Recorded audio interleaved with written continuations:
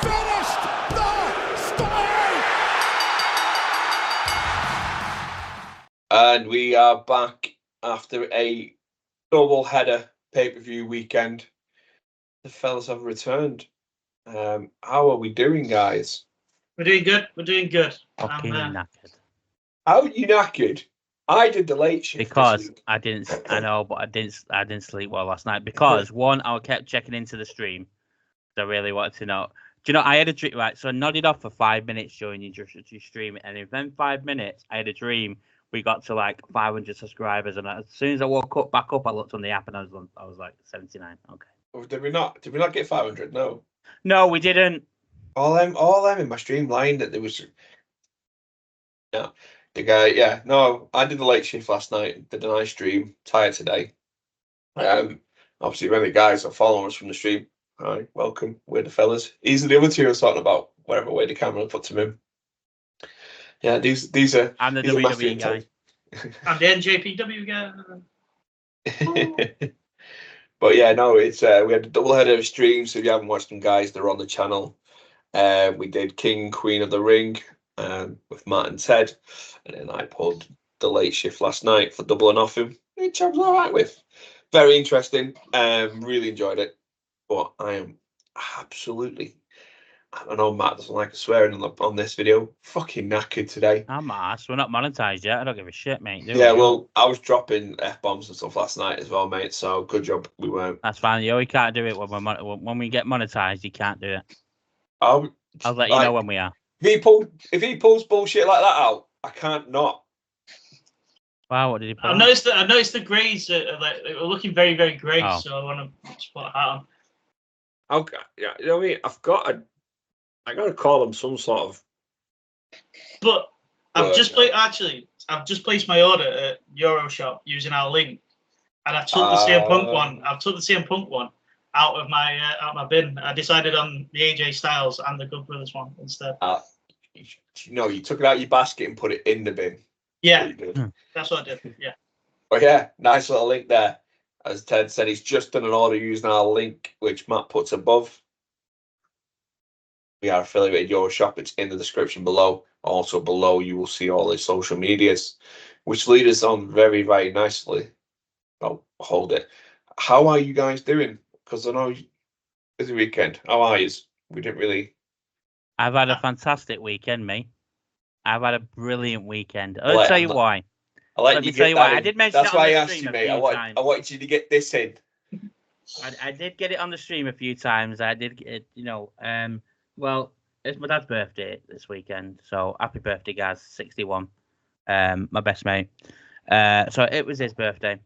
Then we had the King and Queen of the Ring. It was okay. Weren't great, but it was okay. We're gonna go into that in a minute. And I was excited to do a live stream. Got my new mic. It was payday. Excited. And then on Saturday, round about 3:00, there was a match that kicked off. Football now, soccer for you American fans, because we do have people from America watching us. And people from Poland as well, actually. I realised the other day when I looked through it. So, hello from Poland. Hiya. Anyway. Nastrovia. What? Nastrovia means cheers. Put that next to a fucking tick on his notes as well. Fuck me. You're getting off here. Just so guys are watching the video and this, we are currently, we forgot to tell Ted. He's only on a 5-match trial. Today's review day. It's not going well. It's not going well, guys. So yeah, 3:00 kick-off. Nervous as hell. Manchester United against Man City, FA Cup final. Everyone thought we were going to get battered. I've not been negative all week. I thought, not going to be negative. Going to try and be positive. We'll see what happens. Alejandro Garnacho and Kobe Mainu showed up FA Cup winners. So I'm very happy. I've had a good weekend. How are you? I'm doing all right. I enjoyed the show on Saturday. There are some bits that we'll go over in this, but yeah, mate, I've actually been sleeping these last few nights a little bit better, so I'm feeling better today. Feeling a lot better. But yeah, How are you, I mate? had FOMO last night, by the way. I know we're gonna go. Sorry, I had FOMO last night. I hated missing out on a live stream. I hate it. I can't stand it. Tell. Get involved. I could tell. It's my baby. I love recording with you guys. I love doing this stuff. Like I want to do it as a full-time thing. And yesterday, like I wanted to watch. Plus the event, it was a stat card. But yeah, I had we'll get into it. FOMO. The card was very, very stacked, but very, very long. That's something we'll talk about in a bit. I'm all right. I was just saying to Matt before you joined, I've not been too well this week. Stomach's not wanting to keep food in, and I've got a bad eye as well. So if you do see me looking away from the screen, it's because the screens have hurt my eyes today. But other than that, yeah, I'm all right. I enjoyed last night. King and Queen of the Ring. Yeah, it was all right. It was okay. But we'll get into them. So, first, most important thing of the week. What shirt you wearing? I feel really bad. I'm wearing the same one from last video, I think. Just wash it, Ted. Fuck me. So, if you want, I can go change it. If you want to. No, that's cool. It's cool. Nah, it's cool. I'm sure there'll be some point down the line where I've wore the same shirt as the week before as well. I've just bought 3 more, so just have a new one for next week. So I had to throw on after last night's event a certain 3-initial man's T-shirt, exclusive from the AEW crate. This one. Why are you telling me to kiss your ring, you weirdo? Yeah, yeah. Well, we've explained what this means. Totally different in the UK. So this one doesn't get worn that often because of that reason, but because of his return last night, I thought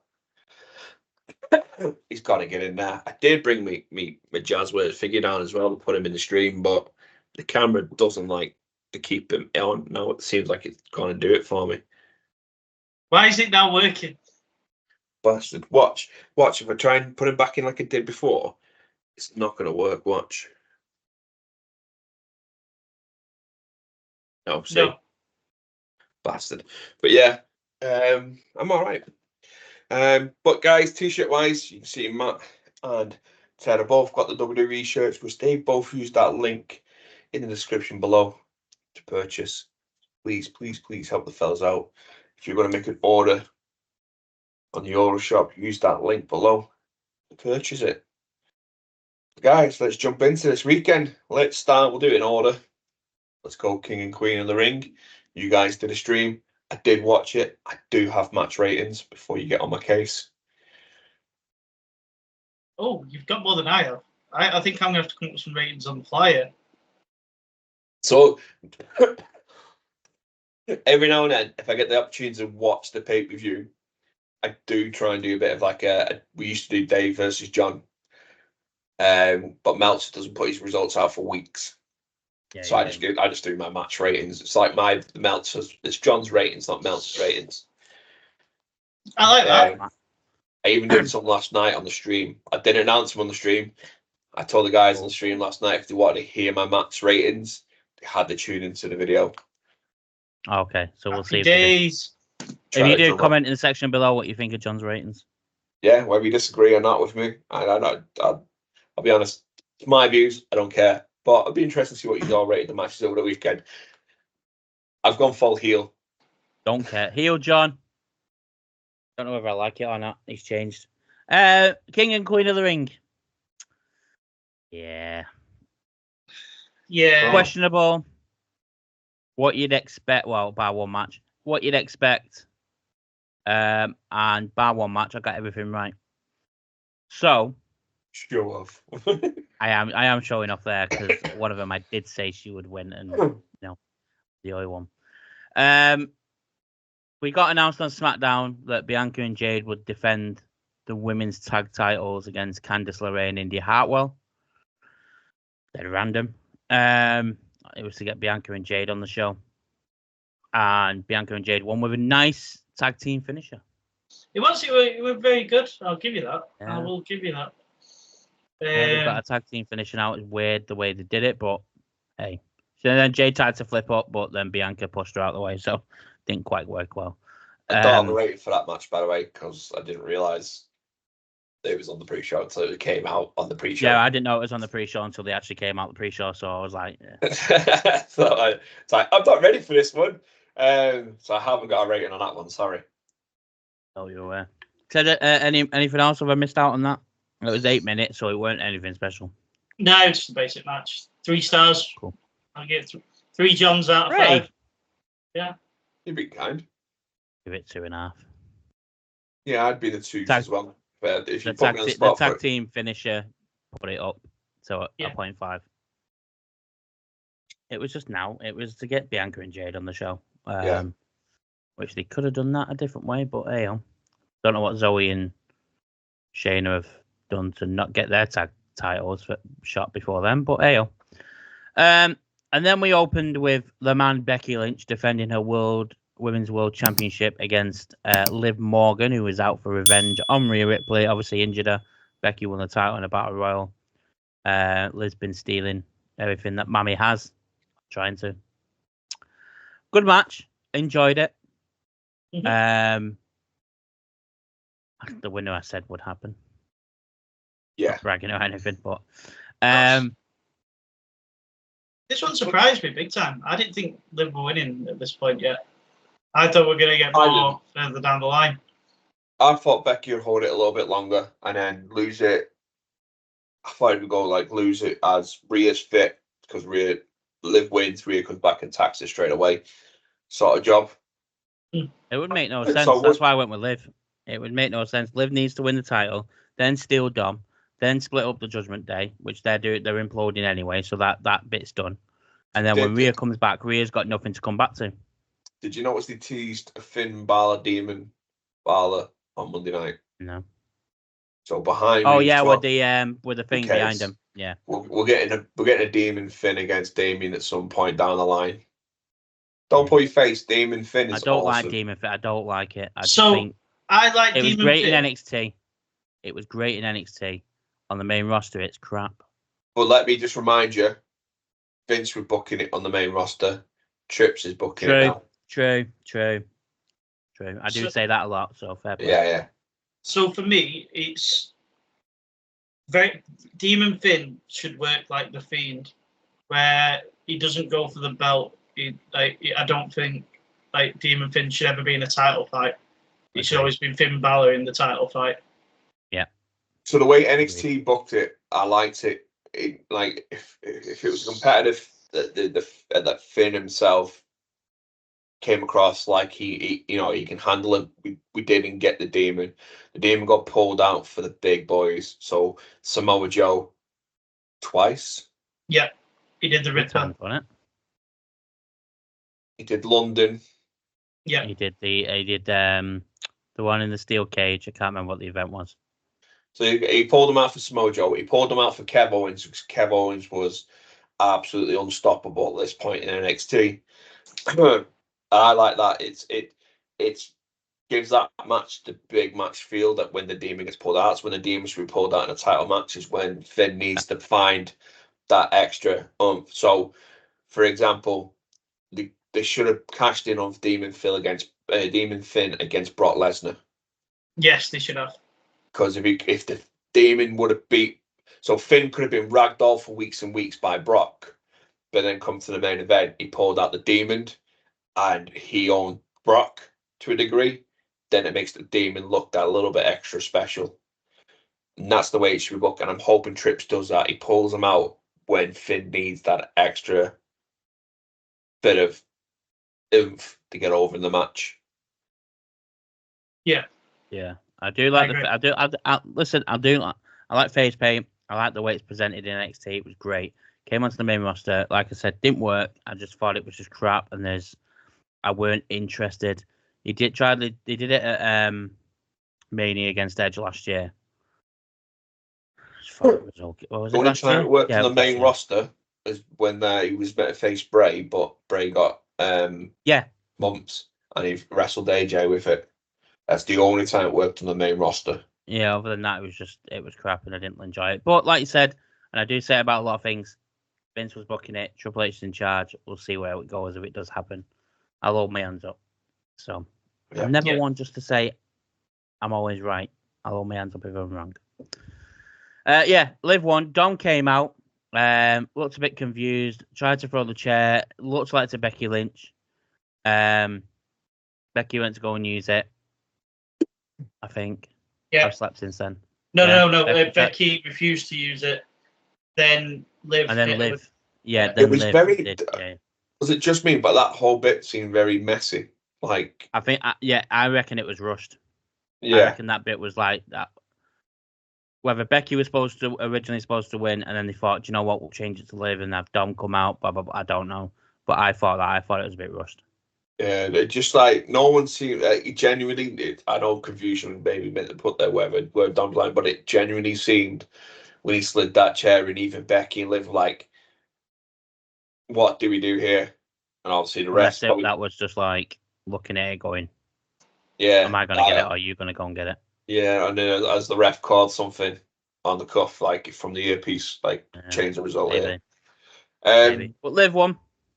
It was an Happy alright days. match. I enjoyed it. I'd give it 3.5. I give it 3.6. I'll give it Same 3.5 Johns out of 5. Yeah. I think that's what we need now. So now Meltzer has the stars. We have John's face, like 3 Johns out of 5. 3 Johns. Yeah, we'll call it 3 Johns. I like that. 3.5 Johns. Sounds I'll weird, take that. actually. I don't know whether I like that or not. It's my voice appearing in the video. Yeah. Oh, you just have 3 different Johns in wrestling. So you have John Cena, John Moxley, John Morrison. I do like that idea. That's actually pretty clever. I won't do John Morrison. I was thinking of someone else. Johnny Nitro. Johnny Knoxville. Yeah. Same fucking. Johnny person. TV. Johnny Impact. Johnny. There we go. There's your John. Underground. Different What incarnations of John Morrison. Lucha Underground. Johnny Lucha. Yeah. God. Yeah. And then we had Sami Zayn against Chad Gable against Bronson Reed. Match of the night. For me. I really enjoyed it. Biggest pop of the night as well. I won't say easily, because Gunther and Orton was a really good match, and I really enjoyed Gunther and Orton. I think that was a very close second, and then it was Cody and Logan. Because women's Queen of the Ring, we'll get into it in a minute. Yeah, Sammy, massive pop, biggest pop of the night, and then it was Cody, and then Orton. Cody and Orton were probably on par, to be fair. Yeah. But Sammy got the biggest of the night. It was mental. I said it on stream, Bronson Reed, I need him to hold that title soon. Yeah. I need him. I'll just go to SmackDown and win the US title. I need him with a title. He's a fucking beast, man. So can I just say something, actually? Something that I mentioned on the stream. It's on your review, mate. You can't talk today. Nah. I'm joking. The crowd in this show massively surprised me. Yes. They were very, very loud and very vocal compared to how they've getting ever involved. been. And I will say that, like, credit where it's due. I think obviously in the recent pay-per-views outside of the US, the crowd standard level is gone up a notch. We set it at a high level with Clash and Money in the Bank in the last couple of years, because they've really only been the other two bar the Jeddah shows. We set it high standard, singing the theme tunes, getting in the matches, and then obviously last year Puerto Rico, they then took the bar a little bit higher. They took it higher. Then we returned and we retaliated back at Money in the Bank, but still Puerto Rico, like the whole Bad Bunny thing at Puerto Rico was amazing. Yeah. And then obviously France last month, they then took Puerto Rico and upped it again.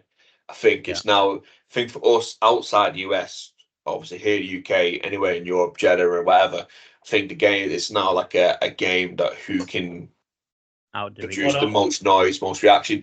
Because I think, this is obviously my views, is we have this chance of a Mania being held outside the UK now. It's been heavily teased outside America, heavily teased, and it's a matter, I do honestly feel, which crowds has the best reaction is probably where it's going to get.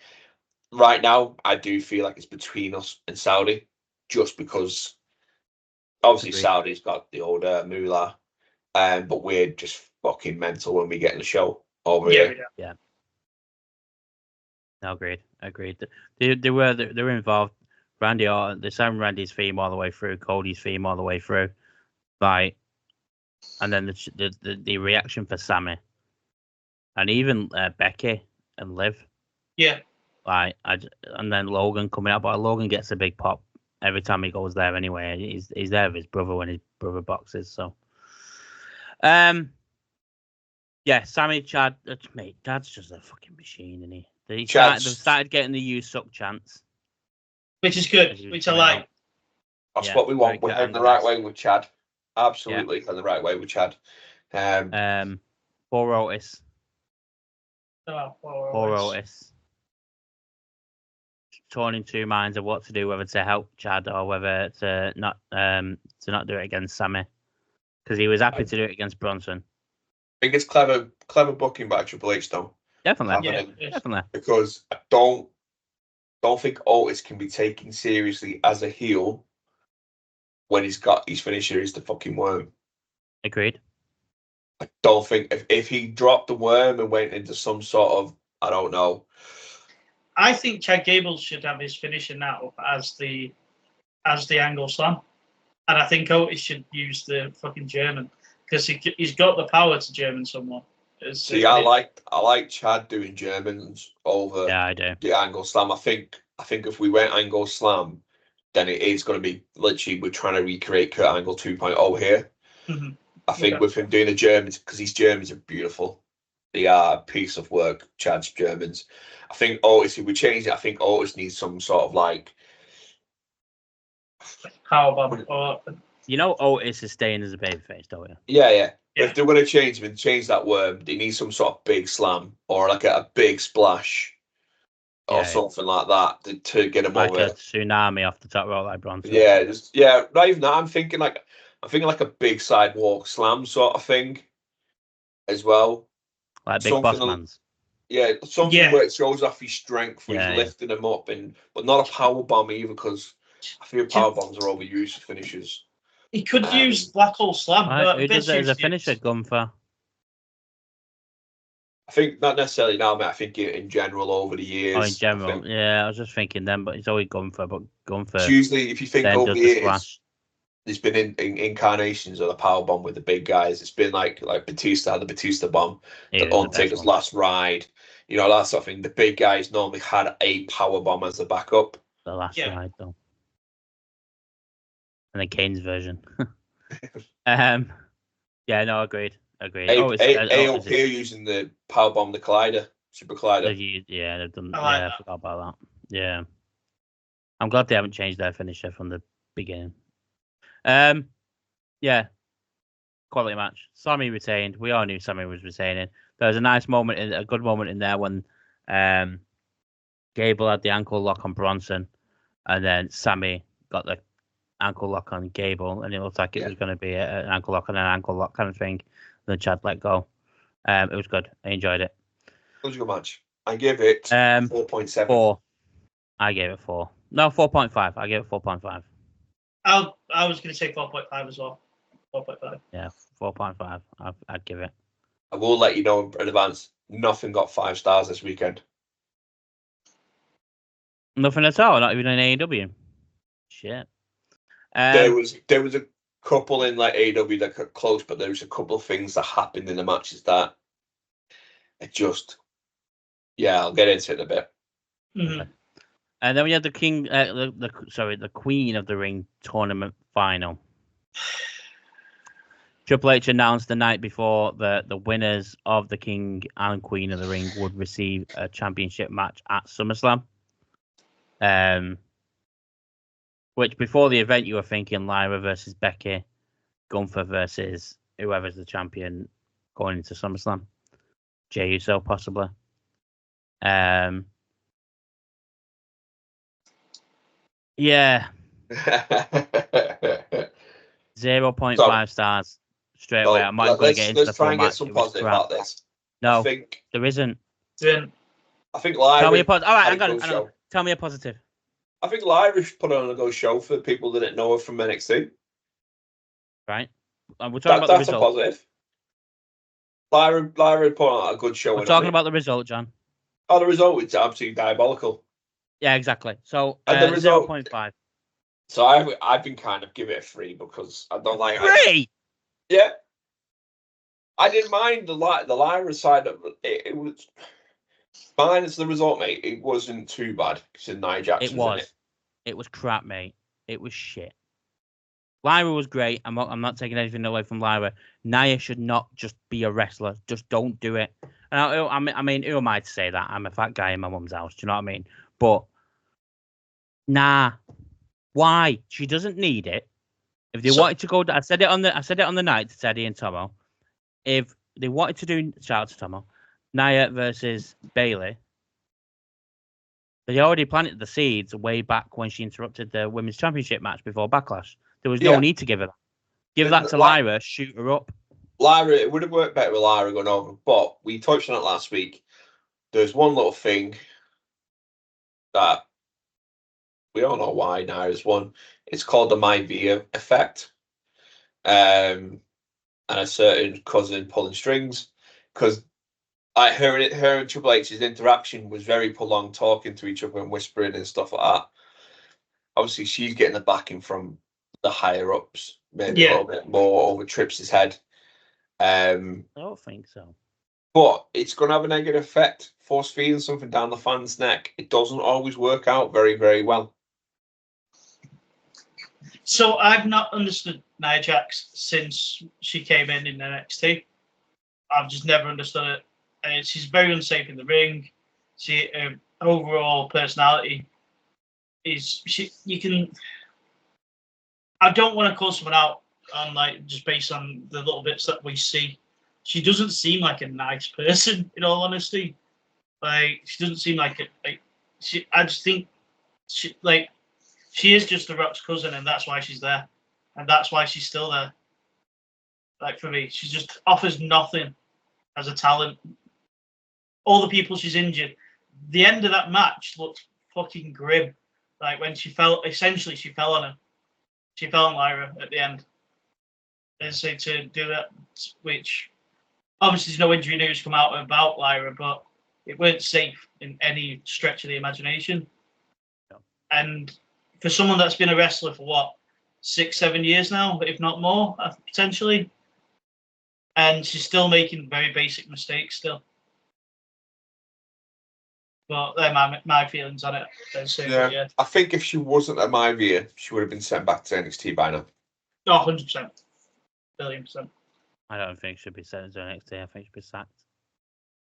I would like to give Triple H a benefit of trying to work her in and get her back up in NXT, work her up in NXT, try and work some of these little mistakes out. But obviously, if it doesn't work, then yeah, potentially. Not even that though. They've done that though. She's been there since 2015, 2016. Is she any better from her first match against? Was it Emma in NXT? Blue Pants, whoever it was. You're going to hate me because I didn't actually mind her in NXT. She's fucking shit, mate. I can't get behind her no matter what anyone says to try and convince me that she's okay in NXT. No, I know. But I mean, just in general, I can't get behind her. I don't get it. I don't get her. I don't like her. She's not enjoyable to watch. She's got worse since she's gone to the main roster, though. Yeah. Instead of getting better, she's got worse. She was worse anyway. Yeah, Nia Jax won. Don't know why. Bailey's losing the title at SummerSlam to Nia Jax. Can't wait for a Nia Jax fucking championship run. Going to be exciting. Said no one fucking ever. And then we had Gunther versus Randy Orton for the King of the Ring tournament final. Orton played on his knee. Oh, did we do ratings for Nia and Lyra? Sorry. Oh yeah, I gave it a 0.5. I'll give it. You gave it a 3. I'll give it a 2 just based on Lyra. Put that against his fucking name. No, all right, yeah, okay. If we're doing against Lyra, then I'll give it a 1. As a whole, yeah. When you're doing your match, you got to give it a whole because look, there's going to be matches. Right, I'll do it a 1 then. So fair enough, but bear in mind, there's going to be matches soon. I'm going to have to sit through watching CM Punk wrestle again soon. And yeah, but he's not as bad as Nia Jax, mate. In my world, he fucking is. All right. You don't botch. No, he cripples himself. as much as Nia Jax. Let's just say as much as Nia Jax. Okay. Yeah, but so yeah, I would watch. Who do I hate? I would watch Ronda Rousey over Nia Jax. Fuck That you. says something. Jesus. That says something. Fair enough. But yeah, going for Orton. Orton and Gunther. Yeah, Orton played on the knee and the back. It was a good, really good match. I enjoyed it. Weren't the match of the night, like I said, that was the triple threat. Gunther won. We knew Gunther was winning. Yeah. It made more sense. I actually thought the Bloodline would come out to take out Orton and carry on the feud with KO. Some sort of interference from somebody. And then KO coming out making a save sort of job. Do you know what? As much as we knew Gunther was winning, if you want to do what we call they call them now the casual fans, you could have seen that going either way. But obviously, like us, we watch fucking everything. We sort of guess the booking each week now. It was obvious Gunther was winning, but it was a good match. I highly enjoyed it. I really enjoyed Randy's return run at the moment. Yeah, I have. I haven't seen a bad match yet from him. No, but then again, you don't get many bad Randy matches in general.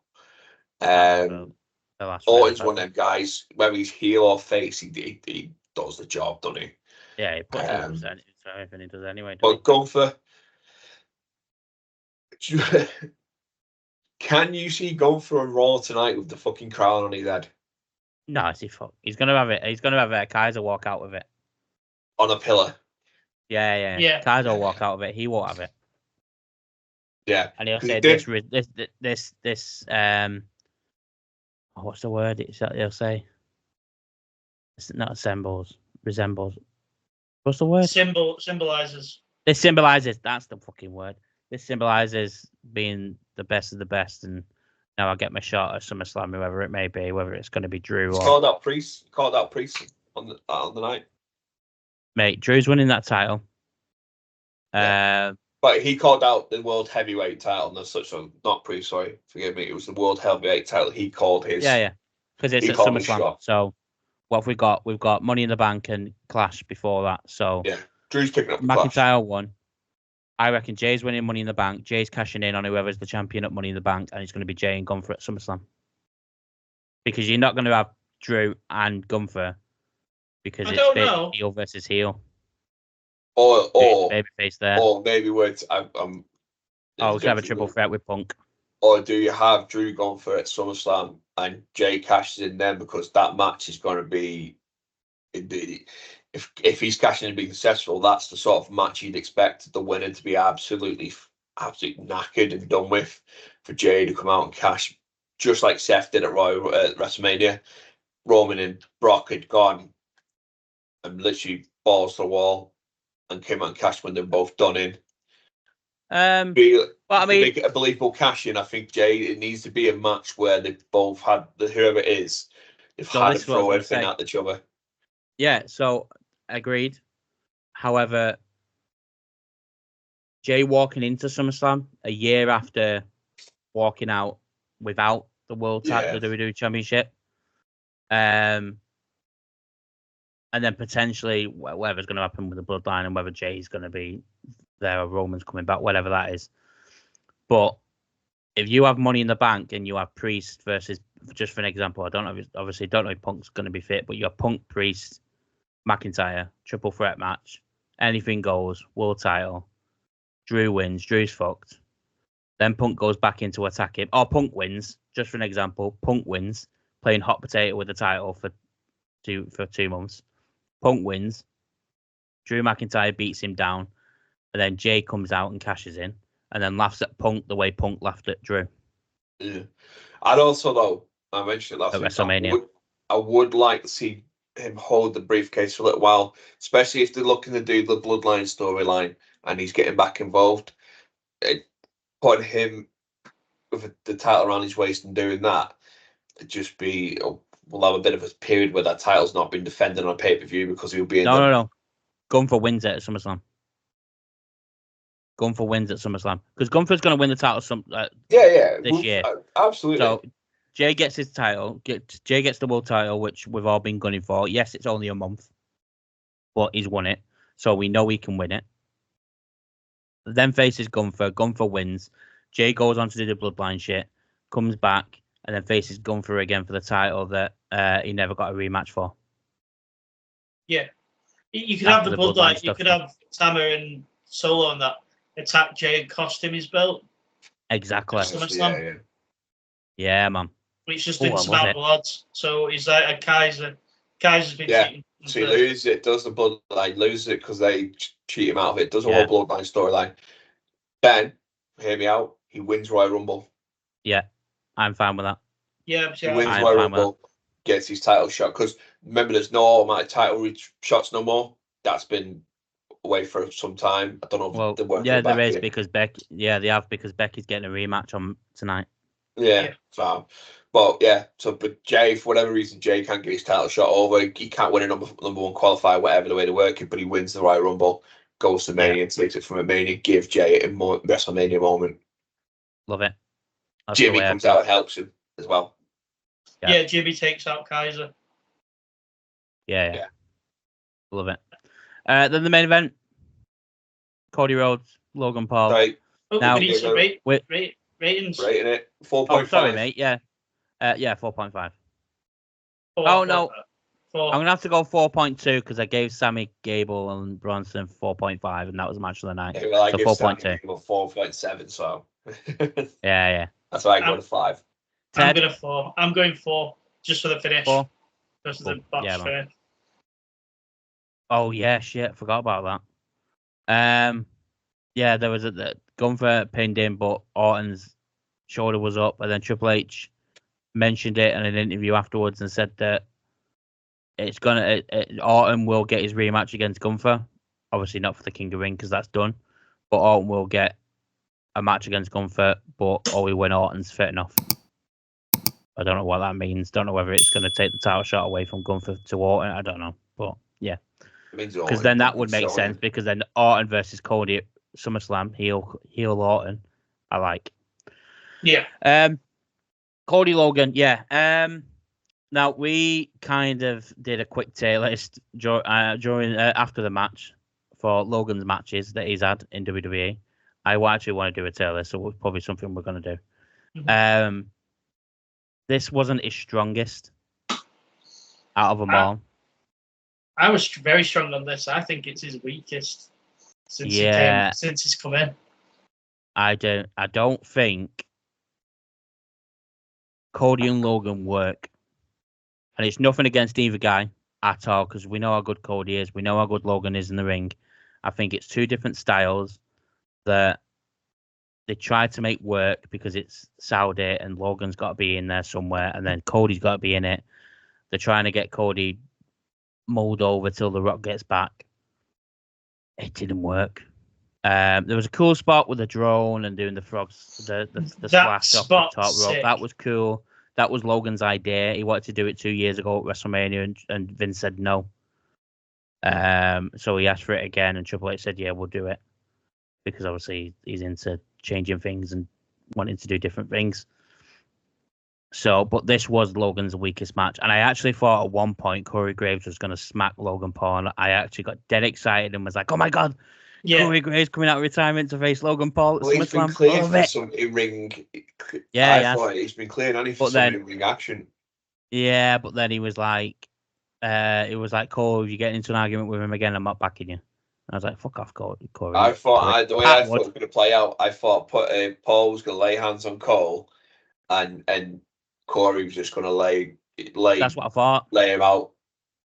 That's what I thought. And then throw him back the in next for night on Raw. Yeah. The next night on Raw, Pat says something about it and potentially challenges Logan at SummerSlam or something. Yeah. But yeah, I think that would have worked better if Pat was ringside and he laid hands on him, and then Pat stood in the way, and Paul's like, "What are you going to?" Because they're both social media influencers. Yeah, they so are. What he's like, got him. Pat got Logan's face like, "What are you going to?" Logan's like, "What are you going to do about it?" He says, "Try me," and he swings, he ducks it, and knocks him. And then because Pat's the face commentator, he throws and feeds him back to Cody for the win. Yeah. Yeah, Cody won. We all expected Cody to win. Logan was never winning that. I'd probably give it a 4. And that's just because of the cool drone shot. The Michael Cole bit. Michael Cole getting dead heated. You weren't? No. I thought it was dead cool. Yeah, you know what I mean with him. I don't mind the work. I honestly do think this was Logan's worst match. I also, and I'm not just going WWE, I think this is potentially one of Cody's worst match since the whole rebuild of Cody. I don't know. The Dominic matches weren't great last year. Yeah, well, I have to say one off. I didn't say it was. It's one off the worst okay. matches I think I've seen Cody wrestling. I do think it's a clash of personalities. I think the crowd cheering for both of them doesn't help the situation. Bit messy. The whole fucking brass knuckle thing as well. It's getting boring. Yeah, it's getting boring and needs to stop. The only thing I did enjoy is when he did the whole thing with Cole and he's in the ring and he's like, who do you think you are? And Cody grabbed him and he was like, kind of exactly what he said, but Cody, something like, I'm Cody fucking Rhodes or something like that. Yeah. And hit him with the crossroads. Yeah. I did like that. I give it a 3.9, just short of the 4. I'll give it a 4 because I really like the drone shot.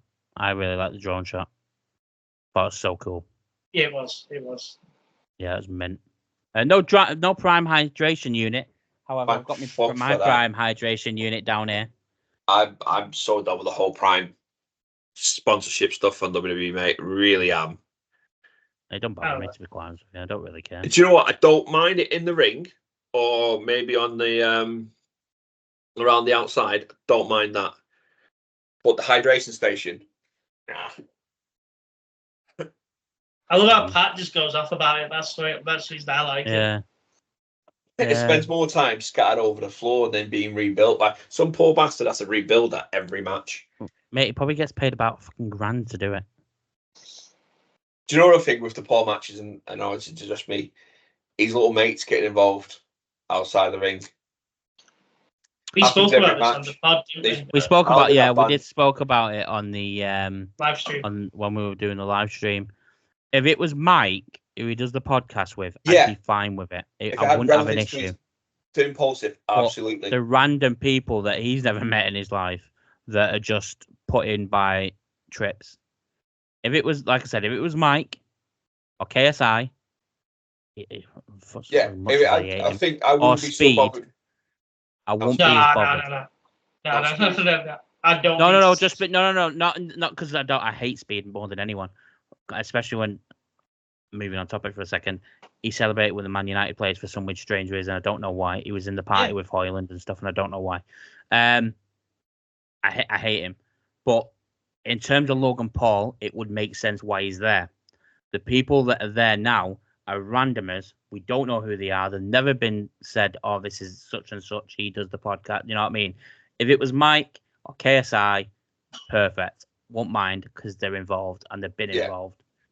You know what I mean? So I agree with you there. It's annoying me now. Yeah. And Logan's great in the ring. I really like Logan. I really like his matches, but this was his weakest one. I think he needs to get back to doing matches like with LA Knight. I think he'd have great chemistry with LA Knight. AJ Styles, I think he would have a great match with AJ Styles. AJ Styles. Yeah. It's pull it up with Ricochet again.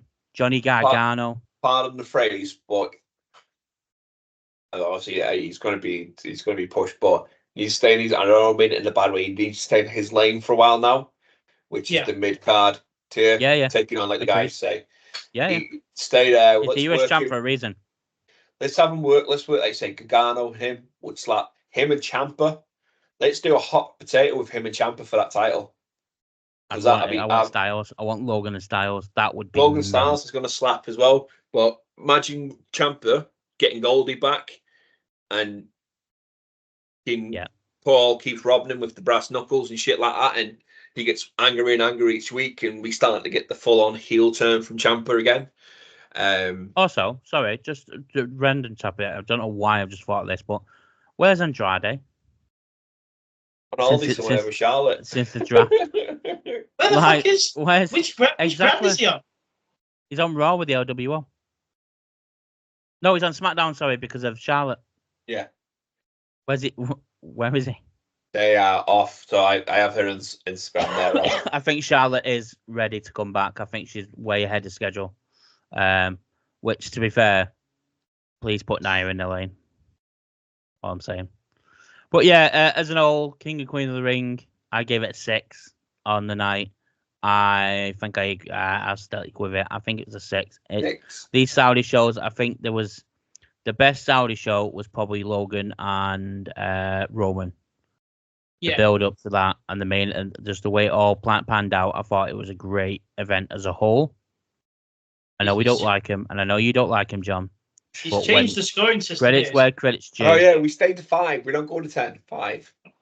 Are you giving it a 6 out of 6? No, but the matches I'm giving it. No, I'm not doing that. The matches I'm giving them out of 5. The event as a whole out of 10. Always the way we do it.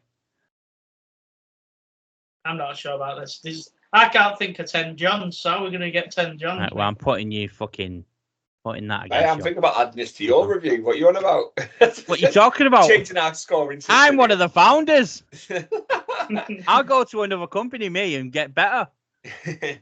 I do recording notes. I'm going to be really critical, obviously, because I'm not, and I'm trying not to be, but I'm sitting about if we're going to 10, I'm sitting about a 5. Just down the line, it was an okay pay-per-view for me. I think what we've had recently, taking Mania out of the Magic of Mania out, I think Backlash was better than it. That's fine. And I do think we'll have better the rest of this year. Yeah, of course we will. Absolutely. Crown Jewel. That made me sad when they announced Crown Jewel. Like, for fuck's sake, another. I don't think they'll get a Mania. You know, I don't think they'll get a Mania because they already have 2 events a year. So the only reason I'm thinking them is if you look at everything recently in sports. Yeah, I know why you're thinking. Yeah. Everything's in fucking Jeddah right now. Yeah. Everything's in Jeddah. I just think. And they've got that. The only other thing as well is they've just opened that WWE experience over there, haven't they? So to draw a crowd in for that as well. They can do that though with the 2 events they already do. And also the fact that Saudis will just fucking throw money at it, won't they? I think we'll get it before they do. I hope we do. I think we're the year after. I honestly think we're going to be the year after. I think they'll announce it. We've got the election, whether that means anything to anyone. The re-election coming up. Yeah. I could see it being announced. That's not a bad idea, actually. The election's in November, so they'll be out of the country. So for all the backlash, that's why they planned it in November. So that'll put them out of the country during the election and shit. I do. I think we could just see it as early as announced as Clash. Like a big Triple H announcement in the middle of the ring mid-show to hype the crowd up even more. That'd be cool. Which would just blow the roof off the place. Or even send out Big Time Johnny to do the announcement. No, Triple H should do it. It's got to be Triple H. I do agree Triple H should do it. But him and John could go out together. It could work out. Triple H going out, thanking the crowd, and John comes out and literally throws like, "Come on, Triple H, what about getting this crowd a WrestleMania? What do you think? Come on, trying to plead our case." And then Triple H goes, "Well, you sort of twisted my arm. I do have an announcement to tell you, but I was holding it out for a little while, but I'll do it tonight. WrestleMania 2026, London, Bosh, done." Bosh. Then the rest of the fellas have a week off and just spend a week in London just covering it up. Yeah, I'll be there for it. Damn right, mate. The whole thing. Yeah. Absolutely. Will be. It would save me a few pennies as well, trying not to go to America for one. And not only that, but hopefully by then we're actually somewhere in the YouTube world. We will be. That's the goal. But yeah, it was crap. Yeah. Clash nets. I can't. It's the Nia Jax thing that threw me off. Like, I was fine if it was Lyra would won it. I'd probably put it up to a 7 because I would have been happy with Lyra's push. Going for winning the King of the Ring, I would have been fine with. Main event, I could pass on because of the certain things that happened in it that I was happy with. Jade and Bianca winning, as much as it was a short match, I liked the new tag team combination thing they got going on, and Liv winning the world title, which I thought was cool because I really like Liv. Apart from her promos, just shocking. Yeah, but no, Nia winning's absolutely put it down to a 5. Oh, it's 6. Fair enough. But yeah, Could be it's a 5. and then yeah, just crapping it. Got Clash next already. Got announced was Drew versus Damien. Got announced on the night for the world title. Surely Trips can't do it twice to Drew. He can't, can he? He Said can't last do night it on the stream. twice to Drew. Someone was talking about him last night on the stream. I did say it'd be great if we worked Gallus into that. It'd be really good to work Gallus into that. Yeah, we've been saying that, haven't we? What I will say is, FYI, Becky's contract runs out this week, and she's not signed a new one. I've no doubt on that. She's one of them people. And Natalia looks like she ain't re-signing either. I wouldn't blame Natalia. You know my views. I feel Natalia deserves a little bit more and probably could get a bit more elsewhere. TNA probably. But Becky, I have no doubts in it. I mean, they've got Rue. Seth's re-signed. It'd just be Is that why she lost the title, though? Maybe. We don't know. She might be taking a break just to spend some time with the youngins, to be fair. Do you know what, though? Mark Emmy's also not re-signed with AEW. There might be contracts might be done, mate, but they're just not making it a big hoo-ha, which I don't mind. I know. I know. I don't mind that either. It's just she lost the title. That's what made me think. But let's be realistic, mate. Take away Seth being there and stuff. AEW's, I'll get into it a little bit more. AEW's female side of AEW is pants. It's booked so badly. The stars are there. Booking's terrible. It's like they don't know what to do with the women there. TNA, Becky is head and shoulders too big for TNA right now. Yeah. Well, absolutely. Well, so the only alternative would be AEW for Becky, but I wouldn't want her there. I wouldn't. They don't get enough TV time. Even though they had two female matches last night, they don't get enough TV time. Their matches are always short matches. The titles are, the female division. I'm quite confident that she will resign, and absolutely no problem with it. Be silly if she doesn't. Yeah, I agree. And you know what? I'm happy with people flip flop around, but that's one. She's too big to go elsewhere. Big. She'd be too big for TNA and wasted going. The whole Becky thing will be lost in AEW's poor women's division right now. No, agreed. Ricochet's on the new Money in the Bank thingy, by the way, poster. Just FYI. Called it. Everyone thinks he's leaving.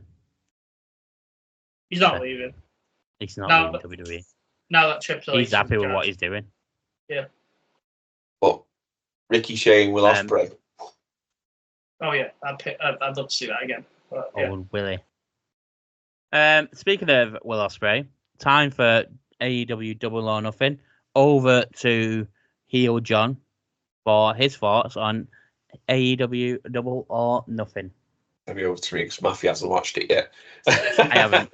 I haven't. I'm watching it tonight because I really want. There's only 2 reasons I want to watch it. Adam Copeland and MJF's return. Thank God you chose them two, because if you said somebody else, I would have been well upset with you. Who?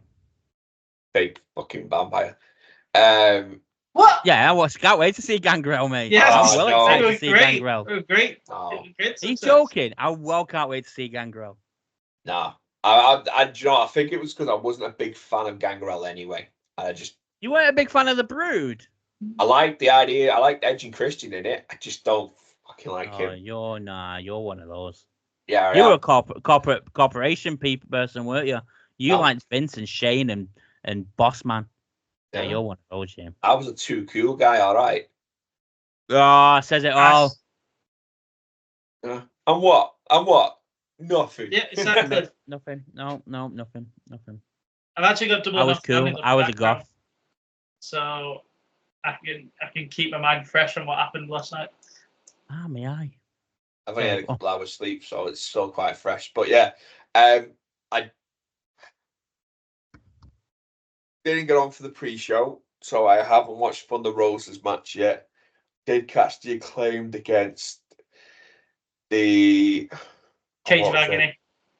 It's the Gates of Cage though. When Brian Cage is with them, it's the Gates. They said it on the commentary. It's the Gates of Agony when it's no Cage, Right. which is fucking confusing. I was still setting the stream up at this point, so the Acclaim went over. They won. I just feel the Acclaim is one of them ones that I want so much for and from, but Max Caster keeps spoiling it by opening his fucking mouth, getting himself suspended. But it was all right. But yeah, it opened up, which I'm surprised to be in the first match of the night with Will Ospreay against Roderick Strong for the international title. So Really good match. Really good match. Started off as strong. The show, the crowd were really up for Will.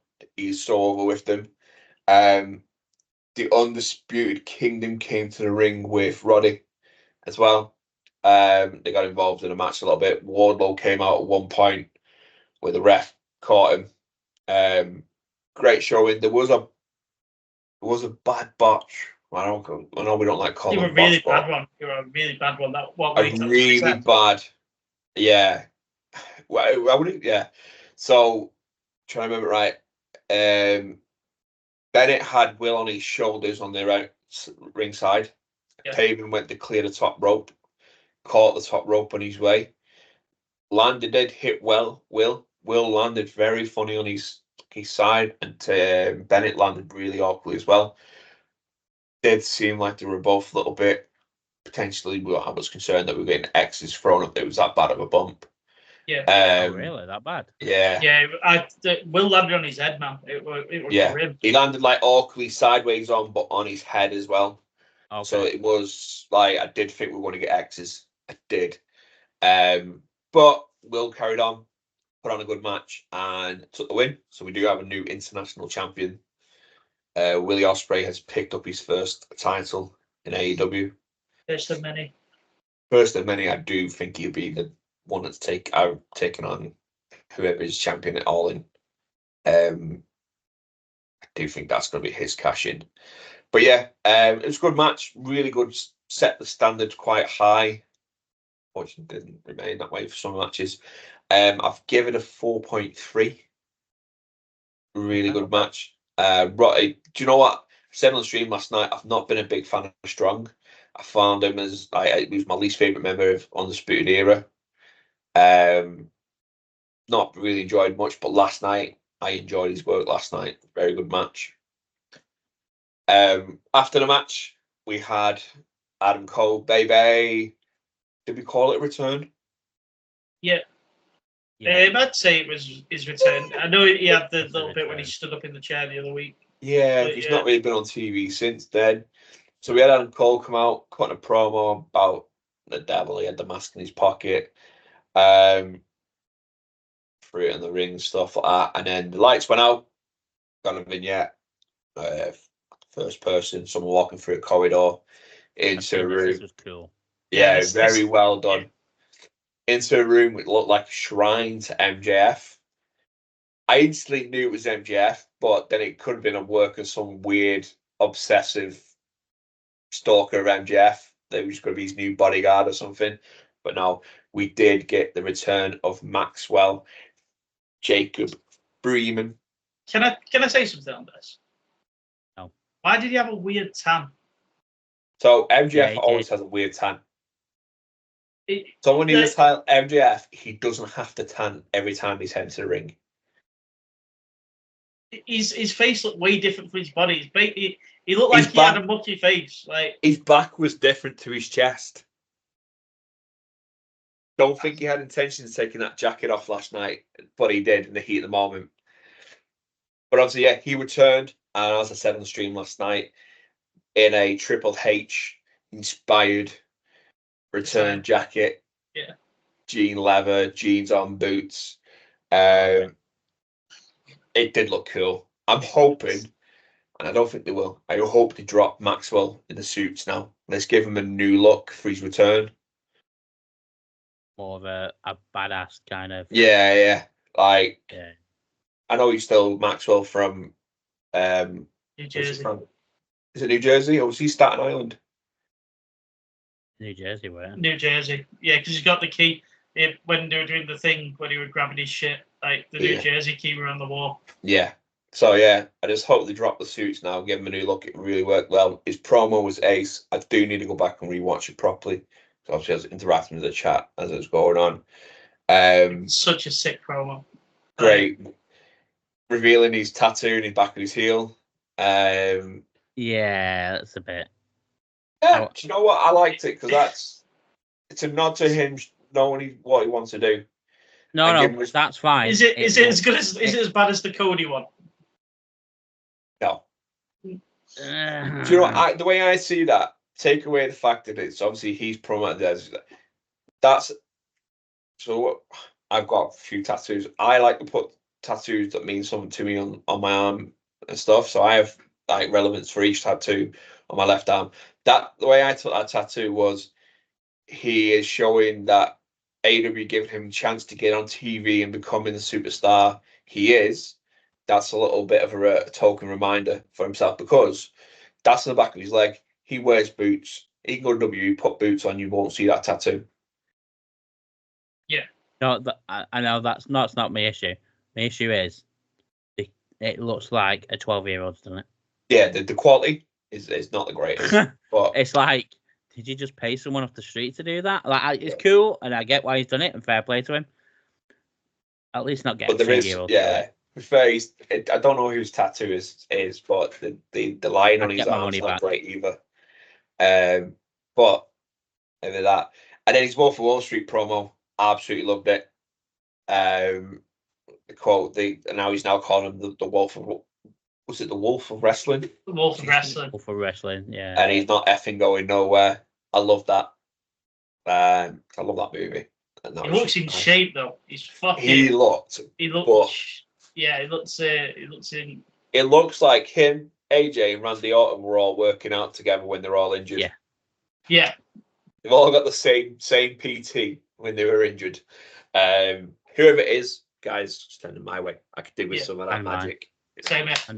A couple of months off and come back shredded. Yes.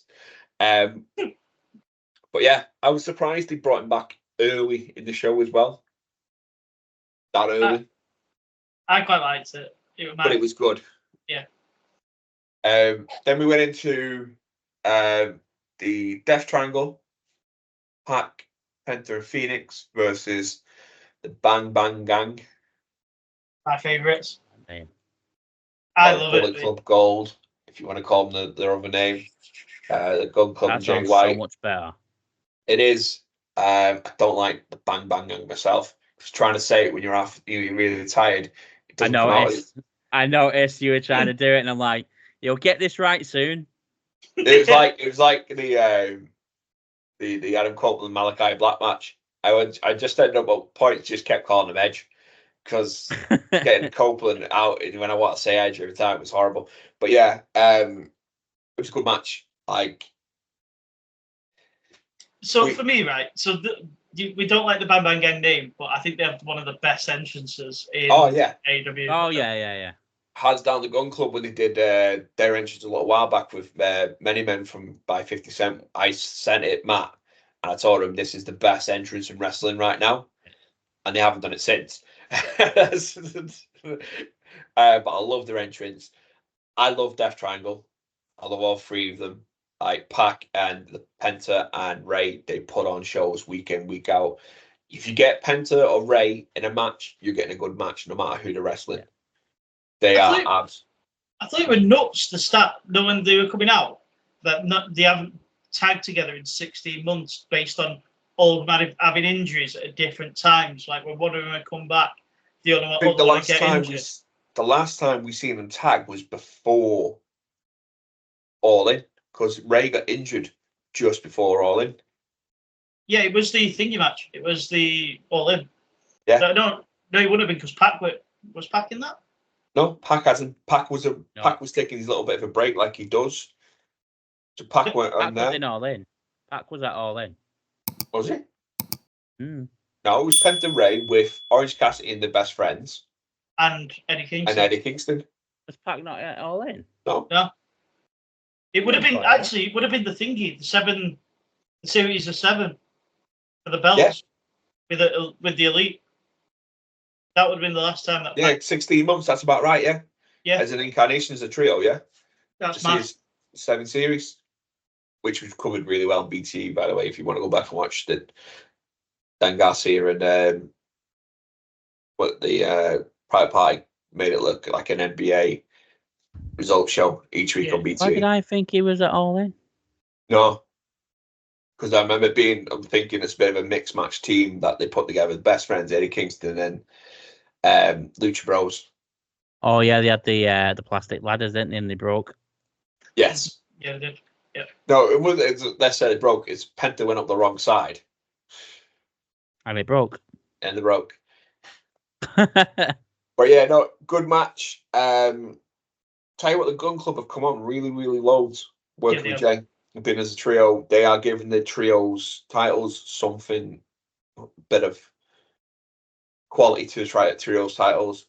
I feel like the AEW slept on Acclaim having it. They didn't really defend it often, and when they did, it was a beeline team.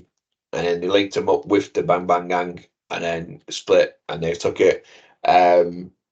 Did enjoy it. Just it was crazy. I've given it a 4. Yeah, 4 point. I would think 4.1, 4.2. It's a good match. 4.3. Obviously, we had Rock Hard Juice Robinson come back to make a save for them to win. So yeah, we got Rock Hard back. That was another return last night. Then we were into the Tony Storm Serena Deeb match for the this was the AEW's women's title. Yeah.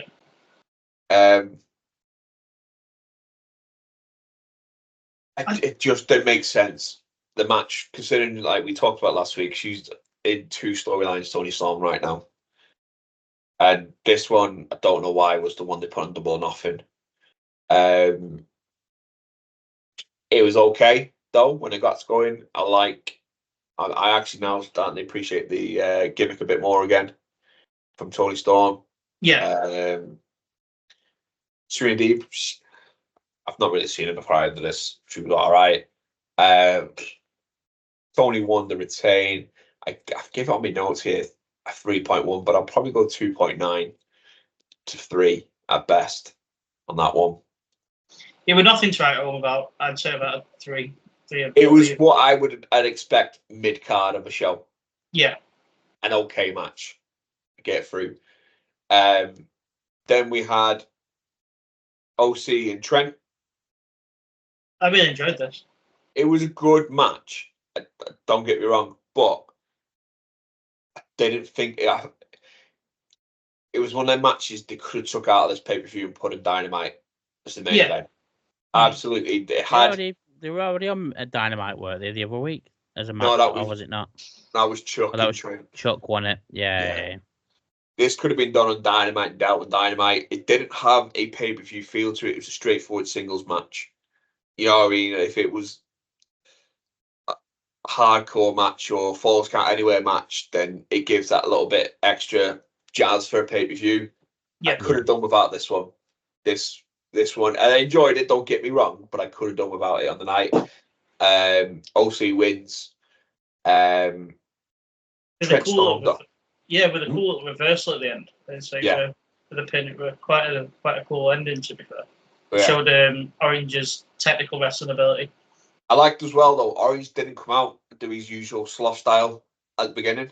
He went all out to show that he can actually go from the start and then put his hands in his pocket mid-match.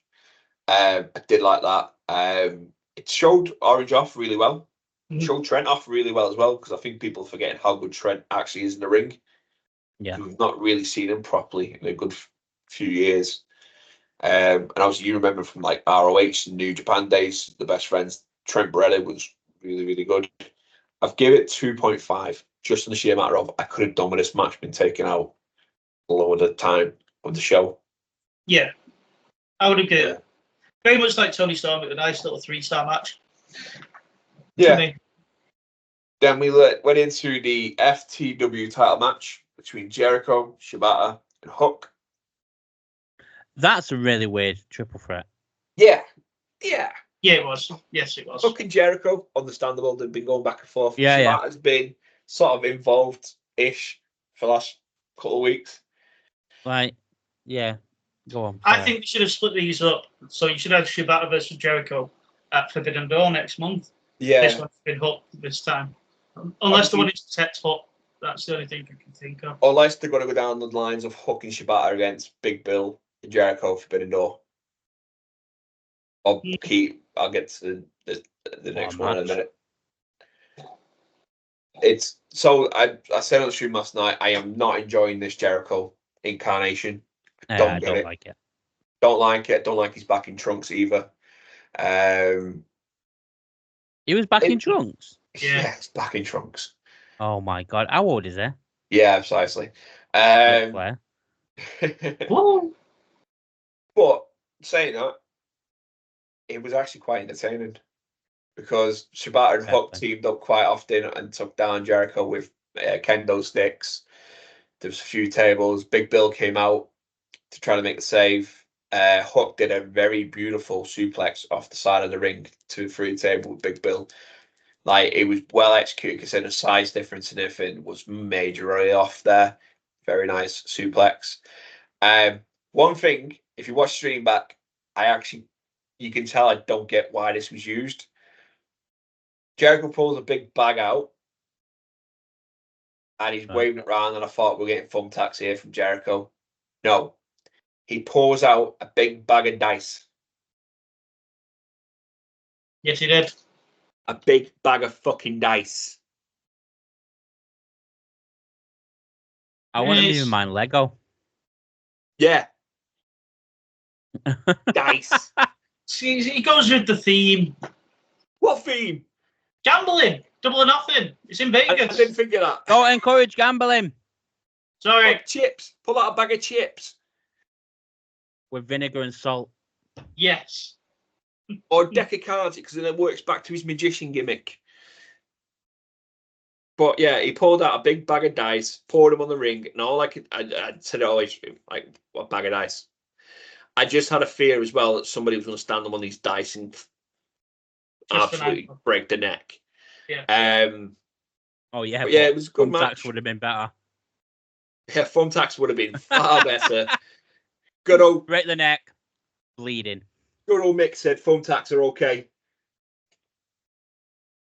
But yeah, Big Bill came out, and then is it Brian Keith or Keith Bryan? I can never remember. Brian Keith. It's Brian Keith. Obviously, he's quite new to it. He's like I think he's maybe like a bounty hunter, isn't he? So I think the work in that is like Jericho's paid a bounty for him. His whole gimmick on the Indies was like, that sort of thing. He wears like a poncho and stuff. No way, has he come out with a helmet on? No, he has a cowboy hat on. Is he what's his name from WCW with a stormtrooper helmet on? Shotmaster. Shotmaster, that's the one. No, it's not that. Forgot his name. Oh, that's all right. So so it looked like Hook was about to win. Brian Keith comes out, puts Shibata in a bin, splashes Shibata in the bin, takes out Hook. Jericho then gets up. He runs off. Jericho gets up, hits Hook with the elbow, and takes the pin on Shibata. I don't know what they're going to do with this Brian Keith, whatever he is. I don't know if he's a part of the learning tree or is he just a gun to hire. Because it would be cool if he's just a gun to hire and do something like APA sort of style with him, where anybody can hire him to take out anybody. Especially when you use the bounty hunter aspect to him. As I said, I enjoyed it. I gave it 3.5. As much Jericho's gimmick is pissing me off. It's Jericho. He doesn't do bad matches that often. Yeah, he has dice. but he did have a big bag of dice. I'm Fun gonna try. facts. So I do plan to go through my stream and screen record certain bits, like MJS return, and put them on the TikTok page. I will make Talk to you about that later. a clip of him and his big bag of dice. Do it. You don't know that. You need Big to. bag of that. But yeah, I give it Proper a kick-off. 3.5. Good match, mate. It's an entertaining match. For me, that's because we had two matches that, they were, Shit. one could have been elsewhere. One was just a mid card. This was the one that then brought the crowd's energy back up to the second half of the show. And yeah, it was all right. Then we went into Mox versus Takeshita, or as Matt and I used to call him, Take a Shitter. Every time I can't. When one of you two say it, it makes me giggle every time. I don't think it ever will not make me giggle. Well, I feel like we have to, every time we say it, we have to explain it. It's like, we couldn't say his name when he first came, and then it became a running gag for me and Matt for weeks then. And then we thought, we best try and learn to say this guy's name, because people might be taking it the wrong way that we are incinerating that he's crap. He's not, he's really fucking good. Yeah, he's very, very, very, very good. I was looking forward to this match. There was this one, the Copeland Black one, and the Elite against Team AEW were the ones I was looking forward to. It didn't let me down. It's what I thought it'd be. It would be a back and forth decent match between them. Mox came out heavily taped on one arm across his shoulder, and Takeshita worked that all match. That happened on Collision. That on Collision, yeah. So Yeah. I've not watched this week's shows with being ill. All I've done is sleep. But yeah, so he came out. Do like that Mox still comes through the crowd and interacts with the crowd as well in his entrance, and still using Wild Thing.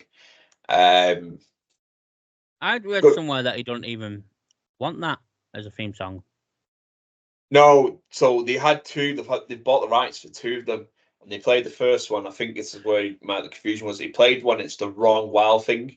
He wanted this one. He has now. Oh, got you. Do you remember when they played it all the way through the match for no reason whatsoever? Absolutely, yeah, no point. Absolutely.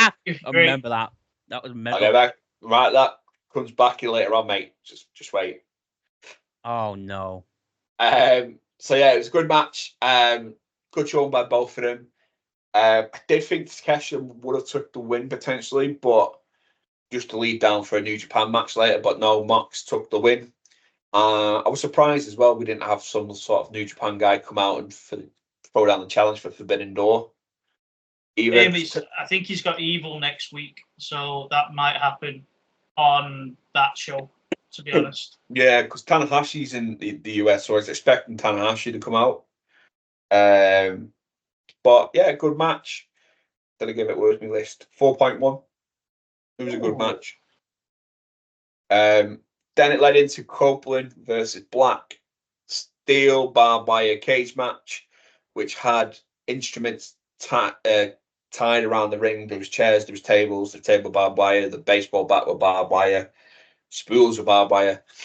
This match gave me what I needed for the night. I needed blood at this point. I felt if this match didn't have blood, what was the point of doing a barbed wire match? Yeah. Yeah, I agree. Early doors, Malachi got opened up. Malachi looked really good. Edge, I'm calling him Edge because I'm not calling back Adam Copeland each time I'm trying to make it. Edge just reminded everybody, including myself, that he can still go. And I'm glad that he's not. I'm glad he's getting to do things his way now before he retires. Yeah. Hit a big spot off the top of the cage. He tied Malachi to the table with barbed wire, and then jumped off the top of the cage. Looked very brutal, that. Yeah. They went outside the ring. There was parts where I think Malachi or Edge was in between the ropes Edge is in between the ropes and the cage. Malachi's kicking him off the cage. It was a great match until they went outside and the House of Black came down. It came down. The way it was set up, Edge was one side of the ramp, Malachi was at the other, knackered, blooded, battered. and they come down. They went to the side of Malachi. It was a whole who they siding with. They went Malachi. Then they turned around, stood beside Edge. Crowd were going mental at this point. Then they did the double swerve and went back to Malachi and attacked Edge. I didn't need a double swerve. It would have been better for not a double swerve. I agree. You know, if they're going to stay with Malachi, have them stay with Malachi. Put him in the middle, make them choose a decision. Have them stay. Don't flip flop. They took him back in the ring, beat him down. They were covering a barbed wire. Malachi put a barbed wire thorn crown on him, and then the lights went out. The lights started to flicker red. We started getting some creepy music. Well, it can't be the Brood music. That's Jim Johnson, isn't it? No, I don't think it was Brood music. I don't know. Could be just his Gangrel. Is it not? No. No, it was just normal Gangrel music. Yeah, and I instantly called it Gangrel. It's on the stream. One of the guys in the chat said I called it. I went Gangrel. And as I said earlier on, I could have done without Gangrel. I really could have done. But again, when I did it, I can get you guys and people like the nostalgic pop, and it's been called. People have been calling for Gangrel and Edge for some time. We've been doing it for WWE as well. Like last year, Mania, wasn't it? Mania last year when he did the Slayer entrance. He did the Slayer entrance for this one as well. Did he? What Slayer, wasn't it? Must have, mate. He didn't use Metalingus anyway. Oh, it would have been. Yeah, it might have been Slayer then. I can't wait to watch it. That's one of the reasons. Definitely one of the matches of the night. Yeah, 100%. It was good. Obviously, then he distracted the House of Black. Edge obviously overcome it, and he got the win. I give it. I've put 4 here, but 4 is not fair. I give it a 4.4. So just a little bit better than Will and Roddy. Yes. Was it because of the blood? No, do you know what? At that point for me, watching it that time in the morning, I think, I only want to guess what time that was, about 3, maybe half, near the 4. I needed something to give me a bit more of an energy boost. I needed spot. That's what I needed. I needed a crazy spot. Yeah. And that's what I wanted from that match to keep me going. And Edge fulfilled that. Malachi did.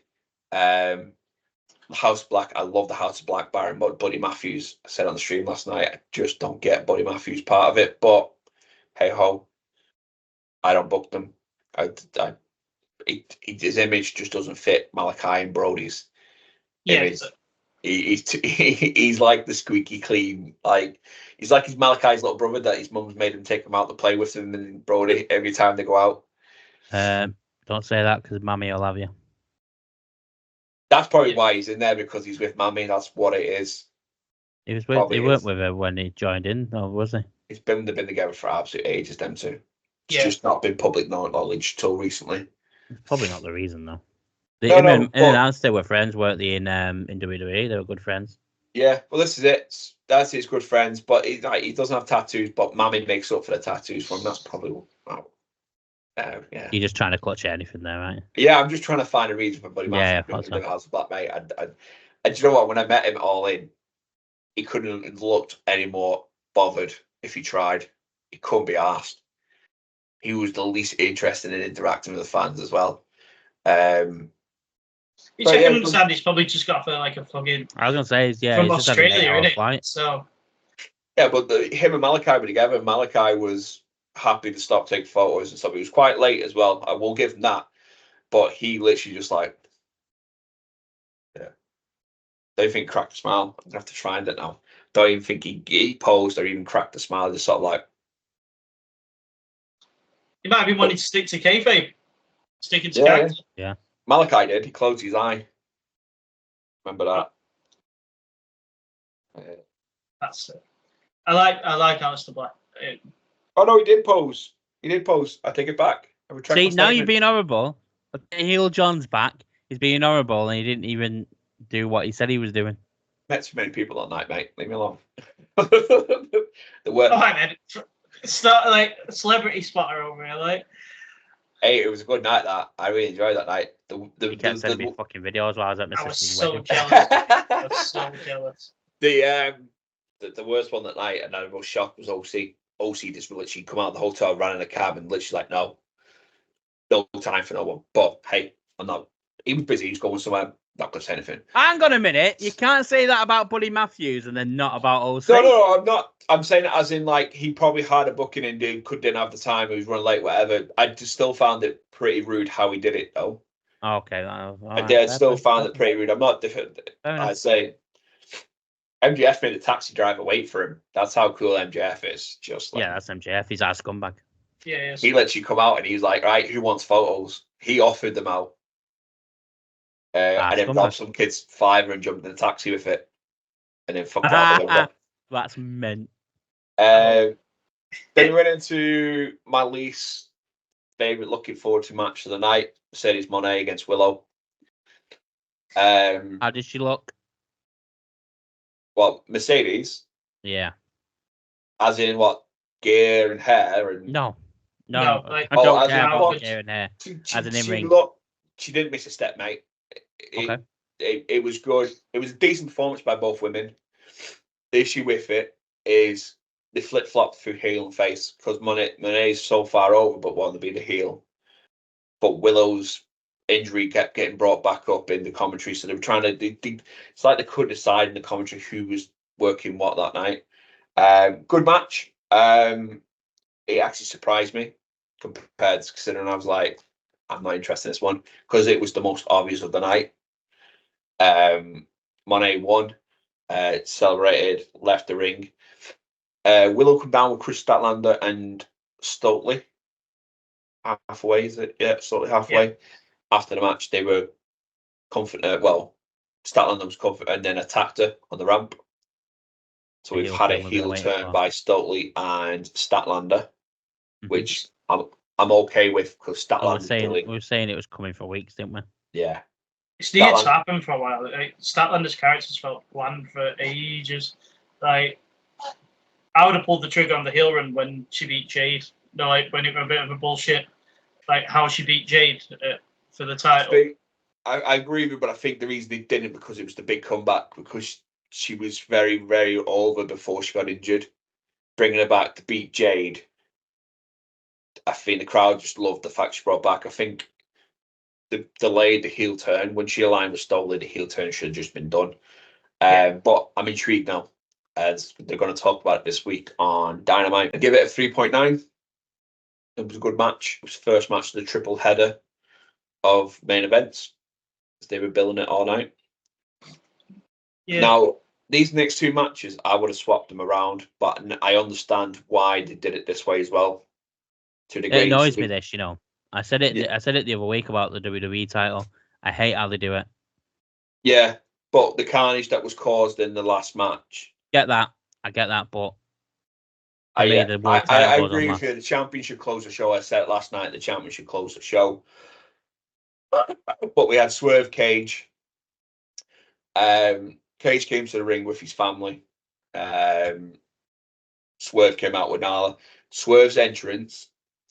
It was my favorite entrance by anybody in a long time because it hit me for one of my favorite movies. One of my all-time favorite movies is a movie called The Warriors from about late 70s, early 80s, maybe even earlier than that. If you haven't watched it, basically, the synopsis is it's like a gang movie. There's a big gang meet in New York. Something goes wrong, and this gang's got back to their turf where all the other gangs are chasing them. It's a great movie. Do you know what? Like, just going off that though, sorry. Like one of my favorite films is The Lost Boys. Lost Boys is absolutely fucking love it. And so straight away, I hooked onto Edge, who was a vampire at the time. How weird's that? I was just thinking about you then with Swerve, and yeah, that's weird. Carry on. Go, sorry. So Nala come out in the movie right at the end. The baddie of the movie has a scene where he's got bottles on his fingers and he's tapping them together and he's got Warriors come out to play. Nala came out and did it, but it was like Swerve come out to play. Instant goosebumps. And then Swerve's ring gear was Warriors vest and colours, and it was just excellent. I loved it. the match in a whole was good. The family got involved as you expected. They got kicked out. Yeah. Nala got kicked out as well. Then Nick Wayne came back in. Nala chased him off. His big pull, it was great. That pull was bigger than he was. His run was really awkward as well. He has a really awkward run. It's like it reminded me of my mum chasing me for slipping when I was naughty and a kid. But yeah, Swerve then hit him with the. He went for a few times, the big stomp from the top of the ropes. Took the win. Swerve retained, which I expected. This was another match that on the card, just like Tony and Deeb, it seems like it was just thrown together to give Swerve a match. Yeah. I know there's history between him and Nick Wayne. To get into All In.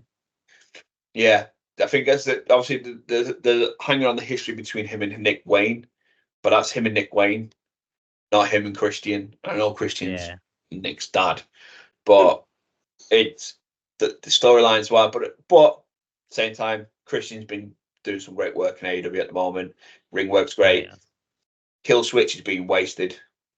Yeah, absolutely. Nick Wayne, why have they brought him up? Because he's not wrestled. I know he's doing a lot of work in GCW though. And then his mum. What's the point? And Mother Wayne. Yeah, what's the point? But I gave it a 4.2, and then we went into the main event. Team Elite. So Bucks, Perry, and Okada against Danielson. The only thing I need to know is Tony Khan alive. Yes. Right, well, I'm not watching AEW ever again. Danielson, FTR, and Darby Allin. FTR wrestled in tights instead of the normal trunks and t-shirts. Brian Danielson wrestled fully dressed as well. It's weird, on it, fully dressed, but yeah, he had like joggers and a hoodie on. It was, someone in the stream described it as scrambled eggs is the best way to describe this match. It's just a mess, but it's good. Right, okay. I wonder where you're going with that. So did I. I'm like, It was so hard to follow because the Elite was making their entrance and Team AEW attacked them. Yeah. From the off-cuts. We didn't get an entrance. So then Darby came out last and Darby's music was playing for a while. So we're going back to the mock stream before. Darby music's playing. Matt takes the mic, says, cut that shit and music, play our new music. So then they started playing their music just on loop.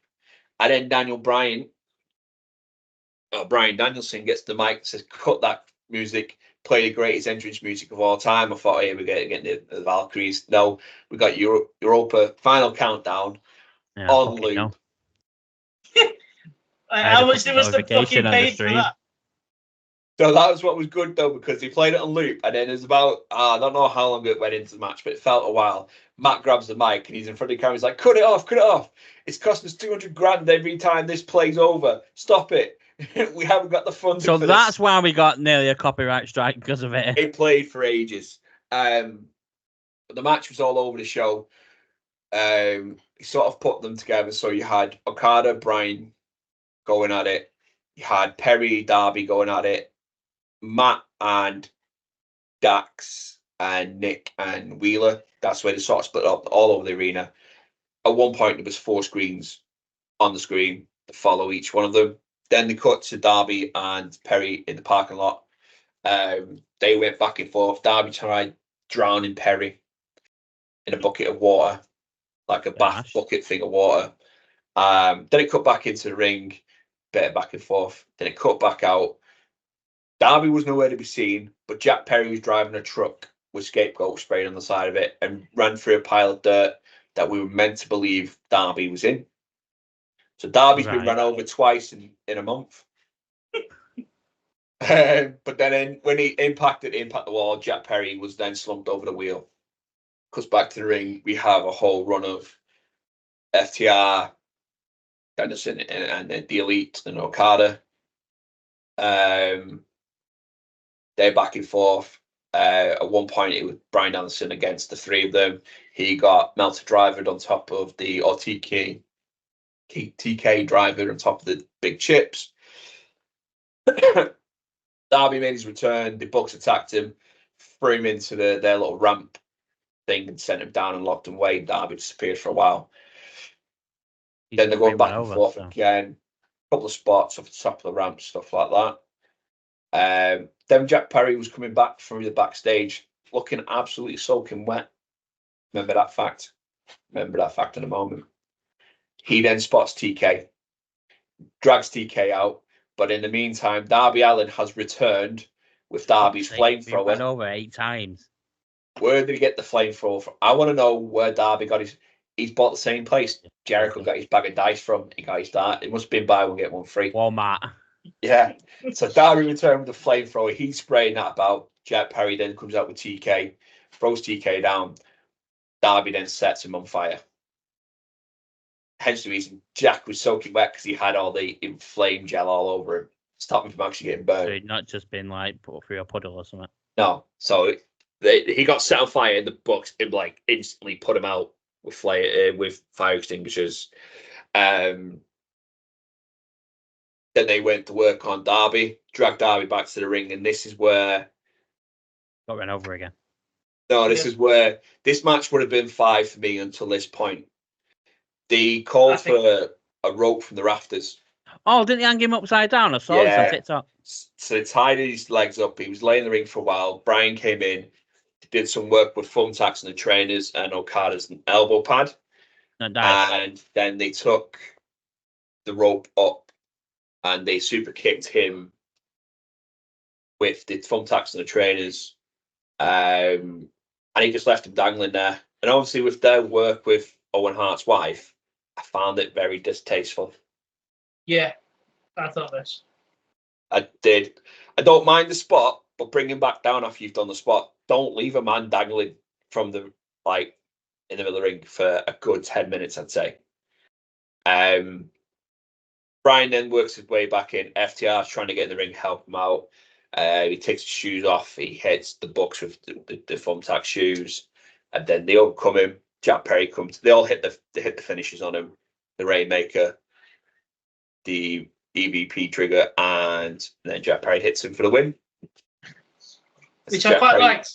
I liked that Jack Perry got the pin. That was very. It was a good match.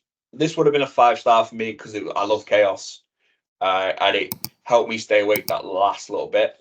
But I'd knocked 0.5 off it for, like I said, I find it very distasteful considering their connection with Owen Hart's family, that they left a man dangling in the ring from something that obviously we lost Owen to a rope. Overall, though, if we're going on 10, I will give it a good solid 8. I really enjoyed it last night. It was a good. Bar 1 or 2 matches, every match was great. Yeah, I enjoyed last night. It was a very fun card, if that makes sense. I think that's probably the best way I could put it. MJF being back, I've been wanting him to come back for fucking months because I feel AEW's been a bit on the ropes. I'm glad he's back. I think he gives them something different. Like he is AEW's best superstar for me, hands down. I know they've got the legends like Edge and things like that, but MJF for me is what makes AEW different. He's their talent. That's their talent. That's their homegrown talent, and that's what in theory they've grew him up. I'm excited to see the work now. That should be done months ago with him and Adam Cole. Yeah, that's obviously where we're going to get first, and then obviously the work back up to him taking back the big beautiful belt, the Triple B. But yeah, I mean, you know what? It was a good show. I'm excited now a little bit more for it all in. I've got a bit more confidence we're going to get better pay-per-views. Forbidden Door obviously was announced, the next one. Yeah. In a few weeks' time. And obviously we're going to get a lot more from it. But yeah, overall good pay-per-view, good weekend. Yeah. So after it, Daniel Bryan held this is after the cameras. He held the shirt up saying AEW that he had on, laid it down in the ring, and walked off. I don't think we've got many more left with Bryan. I think he'll I stay know he's around. not re-signing a contract. I think once he's done, he's not wrestling anymore. But he'll probably do backstage stuff. Yeah, I think he might get a backstage presence, or they could work him into some sort of GM sort of control over the EVPs, that sort of thing. As much as the EVPs, if the general manager's there, they still have to they class as wrestlers, that sort of thing. Do you know what? If this is one of his last matches, well played to him for risking it all, because he's carrying that neck injury that which we're well aware of. Going at it, being TK driven, pretty much spiked into a thingy on his head. Yeah, absolutely great. But no, it was good, a good match, and I reckon you'll enjoy it later on when you sit down to watch 4.5 hours of wrestling. I won't be watching it all tonight. I'm fucked. I know. Before you say I did the night shift, I know. I just couldn't sleep. I admit, my nephew was up all night as well, and he was just constantly crying. So you could, if they short it down, if you want to try and get through much of it, you could. And I don't mean it in any other bad way. You could skip OC Trent. I probably would do. I'm not gonna lie. It was a good match. Don't get me wrong. I'll skip Tony Storm and Serena Deeb because I don't really care about either.